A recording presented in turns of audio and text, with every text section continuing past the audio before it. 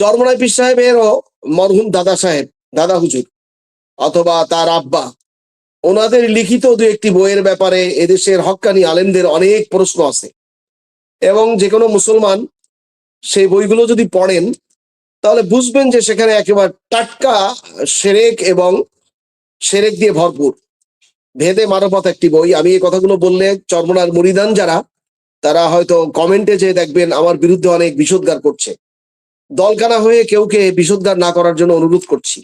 শায়েখে চরমনায় দ্বিতীয় ব্যক্তি যিনি ফয়জুল করিম সাহেব, জনাব মৌলানা মুফতি ফয়জুল করিম সাহেব, তিনি এবং পীর সাহেব হুজুরও রেজাউল করিম সাহেব, ওনারা দুইজনই বয়সের দিক থেকে আমার ছোট হলেও তারা একটা বড় মার্কাজের রাহবার এবং লক্ষ লক্ষ মানুষ তাদের কথা শোনে।